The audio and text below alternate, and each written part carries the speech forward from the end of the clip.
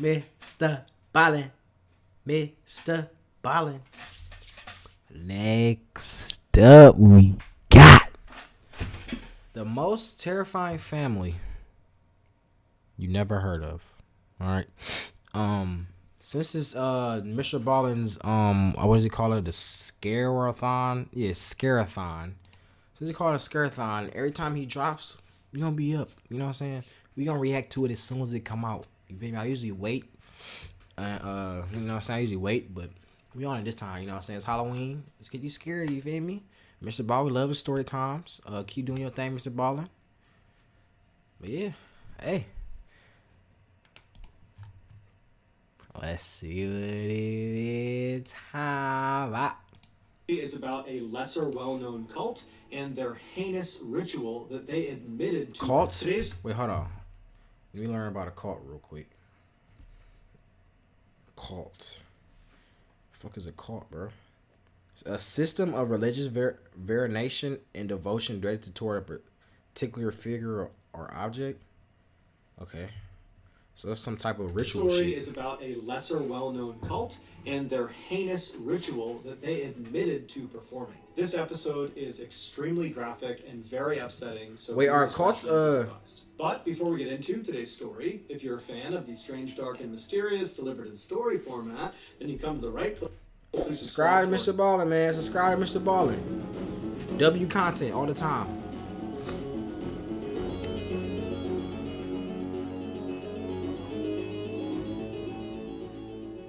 In the early 1950s, Harold Alexander, who was a young stonemason living in Hamburg, Germany, came in contact with an old man named... Oh, look at his hair. Oh, my God. Why does his hair go in? Like he got like a bird's nest on his hair or some shit. What the fuck? George was the leader of a small religious group called the Lorber Society. This group, which never had a large membership at any point in their short history, was rooted in the Christian faith, but their views were far more extreme than the average Christian congregation. For example, many Christians believe in the concept of self-denial, which in layman's terms means to deny oneself some personal human pleasures, like certain sexual practices or the overindulgence of food or drinking, and all of this is done to gain favor with God. But George and the other members of the Lorber Society took this concept of self-denial to the extreme. They practiced it so aggressively and so literally that nobody in the society could really have a life of their own. All they could do to adhere to their society's very strict rules was to worship God 24/7. In addition to their very severe lifestyles, members of the Lorber Society also believed that anybody outside of their small society was basically evil. So Harold meets George. It's unclear exactly how he meets George, but he does, and immediately Harold is blown away by George. He thinks he's totally incredible, he's so charismatic, and apparently George felt equally highly about Harold. And so right away they have this friendship, they strike up, and Harold and his wife Dragma, they end up joining the Lorber Society, and they completely give themselves over to this very intense lifestyle, and they listen to everything George tells them to do. And then very quickly, after Harold and his wife had joined this society, their leader, George, became very ill, and it became clear he was going to die soon. When George was on his deathbed, Harold went to visit him, and after speaking with him privately in this room, Harold emerges and he tells his wife that George has told him that he is going to be the next leader of the Lorber Society once George passes away. And so his wife accepts this, as does the rest of the society members, and then after George actually does die, everyone in the society just turns towards Harold and begins listening to him and following him. It's worth noting that we don't know for sure if George really did tell Harold that he was going to be the next leader of the Lorber Society, or if Harold just made that up because he knew George was going to die soon, and he could kind of get away with stealing that title. Over the next few years that Harold was in charge of the Lorber Society, he began introducing a new concept to the members. He would continuously tell them that they needed to be ready for when the next prophet of God returned to the earth. Harold told his members that when this happened, one, Harold would know immediately and he would tell them, And two, whatever this prophet wanted, no matter how confusing or crazy or terrible, they had to do it without question because this was God's will. In 1953, so roughly a year or two after Harold has taken over the Lorber Society, he and his wife, Drogma, have their second child. It's their first boy, and they name him Frank. And as soon as this child is born, Harold looks at him and determines that this boy, his son, is the prophet they have all been waiting for. And so he tells his wife and he tells the members of the Lorber Society that his son, Frank, is the prophet of God, and everyone across the board completely accepts it. As the prophet, Frank, grew up, he was shamelessly worshipped and waited on 24/7 by the members of the Lorber Society and his own family.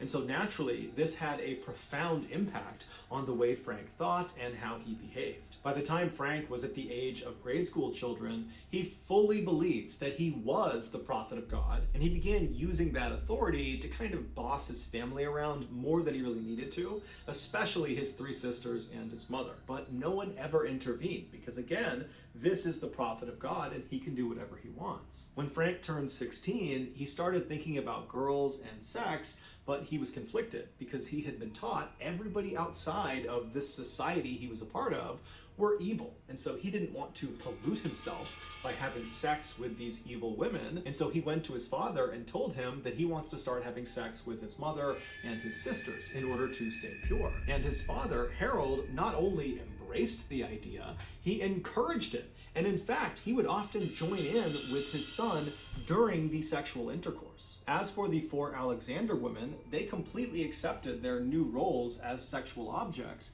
because they believed by doing whatever Frank the prophet wanted, they were serving God. Eventually, one of the sisters began talking to some of her very few friends at school about how she was kind of jealous of her other sisters for all the attention they were getting from Frank. And so the friends kind of picked up on this strange relationship between the siblings, and before long, rumors had started about there being some incestuous relations inside of this family, and those rumors eventually made their way to the parents of students, and then from the parents, that made its way to the police, and before long, Harold had discovered that the Hamburg police were about to launch an investigation into his family. And at the same time, Harold also discovered that members of the Lorber Society, they had heard about these incest rumors as well, and they had their own suspicions already, and they were not on board with incest. And so they were very clearly starting to distance themselves from Harold and his family. And so it was pretty clear to Harold that the writing was on the wall. He and his family were no longer welcome in Hamburg.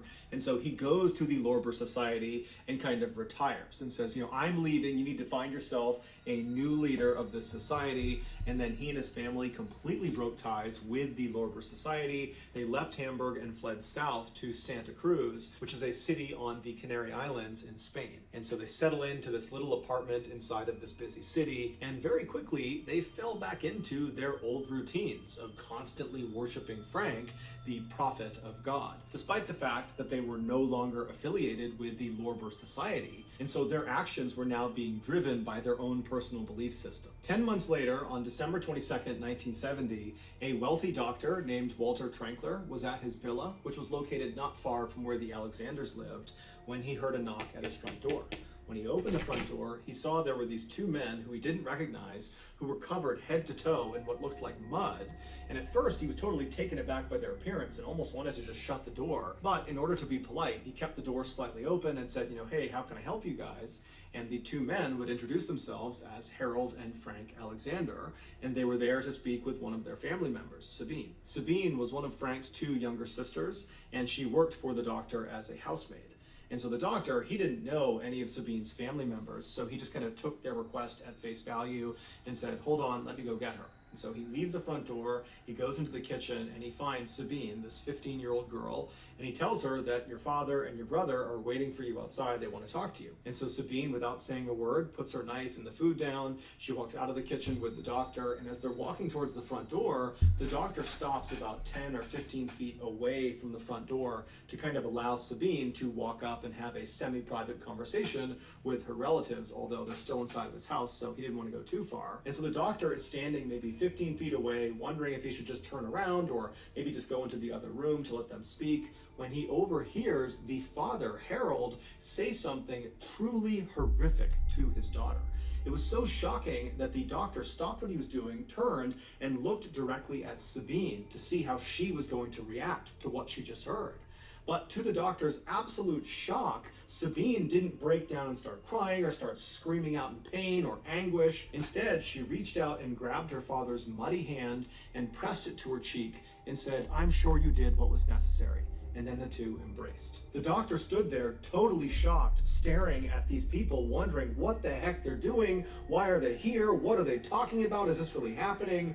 And then he just kind of blurts out, "Hey, I'll be right back, stay right there." And then the doctor turned around and darted out of the front hall into another room where he barricaded himself inside, and then he called the police. When the police showed up just a few minutes later, they rolled into the front lot and they saw Harold, Frank, and Sabine were still just casually standing in the front doorway of the doctor's villa, seemingly not really trying to go anywhere or do anything. And so the police get out of their car, they walk up to the trio, and they say, "What's going on? What are you doing here?" And Harold, very calmly and casually, tells one of the officers the same horrible thing that the doctor overheard him saying to Sabine.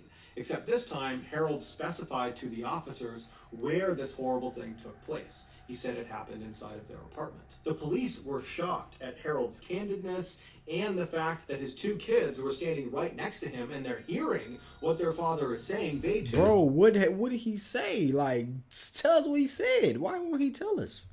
are just totally detached and very calm, as if nothing their father is saying is having any effect on them. It's just totally business as usual. And so the police asked Harold to repeat the story a few times to make sure they were hearing him correctly, and then they just arrested Harold and his two kids. After the three Alexanders were brought to the police station, 3 other police officers were sent over to the Alexanders' apartment in Santa Cruz to see if what Harold had said was actually true.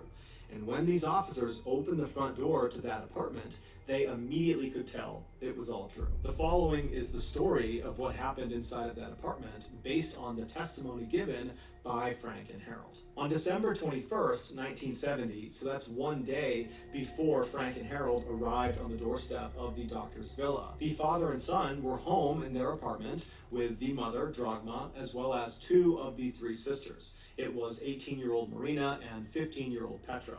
The other sister, Sabine, she was over at the doctor's villa. She was staying with him for a couple of days while she worked there. At some point that afternoon, Dragma and Harold left the living room and went into one of the bedrooms to lie down and take a nap. And after they lie down, Frank, for some reason, gets up from the living room and walks into the bedroom and sits down on the edge of the bed and just stares down at his mother. And when his mother rolls over and looks up at her son, Frank would later tell police that the look she gave him was suggestive, and it was offensive to Frank, and he believed she was not permitted to look at him that way. And so in this moment that she's looking at him, he said he instinctively knew that the killing hour was upon them. The killing hour was not a Lorber Society concept. It was something that Frank and most likely Harold had come up with, and the rest of the family, the mother and the 3 sisters, had totally accepted. According to Frank and Harold, women were impure, and the only way to purify them, i.e. send them to heaven and not hell, was to murder them. And so it was just fundamentally understood in the Alexander household. Bro, y'all got some crazy shit going on, bro. So this is what a cult is, bro. This was the crazy shit y'all got, bro. Bro. That at some point, Frank was going to declare that the killing hour was upon them, and when that happened, all the women in the household were told to stop what they were doing and wait for Frank to sacrifice them. Meaning, wait for Frank to ritualistically kill them. So after Frank has seen this offensive look on his mother's face, he now feels like the killing hour is upon them, and so he literally announces it to his mother and to his father, who's right next to her, and then Frank grabs a nearby wooden coat hanger and strikes his mother on the top of her head. Now, his mother, she's heard that the killing hour is upon them, and he's starting to beat her, and so what does she do? She follows the rules. She flips herself over onto her stomach, puts her hands down by her side, and lays flat and still so Frank can more easily kill her. And so Frank begins wailing on the back of his mother's head with this wooden coat hanger, while his father, Harold, excitedly leaps out of the bed, doesn't try to stop what's going on. He runs into the living room, and he begins very enthusiastically playing playing the organ. And an organ is like a piano that's played a lot of times inside of Christian churches. And so with all this commotion going on in the house, the other two sisters that were there, Marina and Petra, they come out of their bedrooms into the living room. They see their father playing the organ, and they look into the bedroom where they hear all this noise, and it's Frank murdering their mother. And they're looking at this happening. They're not doing anything. They're just staring at it. And then their father says to them, "The killing hour is upon us. You need to get ready." And so the girls, when they hear this, they know the rules. And so they stop watching this attack, and they make their way over to the center of the living room, and they sit down cross-legged, and they begin to patiently wait their turn. After a while, Frank stopped beating his mother, who was now unconscious or perhaps even dead, and he walked out of the bedroom into the living room, where he saw his father on the organ, and he saw his two sisters sitting on the ground. And so without any hesitation, he walks over to Marina, the older one, the 18-year-old, and he begins hitting her on the top of the head until she slouches over onto the ground motionless. And then he turns to the younger one, Petra, the 15-year-old, and he does the same thing to her until she's laying on the ground motionless. After this, Frank stands up and he leaves the living room and goes into the kitchen, where he retrieves a small knife, pruning shears, and a hammer. At this point, it's likely that one or two of the Alexander women were still alive. And so Frank, he comes back into the living room with these tools in hand, and with the organs blaring in the background, he begins to systematically hack off the breasts and genitals of his two sisters and his mother. And apparently this was a very slow and physically difficult task, and so he and his father Harold began switching off. One person would be on the organs while the other was mutilating, and they would switch back and forth until all of the offending parts on these three women had been removed and nailed to the wall. The last mutilation, this father... What do you mean nailed to the wall? So you mean tell me y'all heard nailing boobs to the wall? What the fuck y'all got going on, bro? Bro. Hey, man. I be just looking at it like, bro, I'm grateful. You know what I'm saying? We're grateful, feel me, to not even, like, be going through this. It's crazy, bro. Because just like I was just talking to my friends today, was talking about, like, you know, back in the day, people were, like, you know, you had to survive on your own. People were, like, they had to like, go out and to be able to, like, fight for your village or whatever. You would have to, like, grow up with your best friend, somebody like that, somebody real close, and then you have to kill them. You know what I'm saying? You have to kill your best friend to prove that you're willing, not willing enough, but, like, you know what I'm saying? You're, what's the word I'm looking for? Like, I don't know, bro. But you know what I'm trying to say. You're blank enough to go out and, you know what I'm saying, defend your family, defend your village. You feel me? So I be like, oh, damn, bro. Like, we're blessed and grateful to not even be going through this shit. You know what I'm saying? Like, man, that's tough. Father and son committed was to cut the heart out of the mother, Drogma, and they wrapped it up in a cord and then nailed this cord to the wall as well. Then, with the three Alexander women either dead or close to death, the father and son began running around the apartment, yelling and singing and rejoicing. They were extremely proud of what they had just done. Later that night, they left the apartment and slept in another property that they owned. And then the following day, December 22nd, they went to the doctor's villa to tell Sabine the good news. And so they knock on the door. The doctor so everybody say you're about to die too? Sabine walks up, and Harold, her father, says to her, "Sabine, we wanted to tell you right away that Frank and I have just finished killing your mother and your sisters."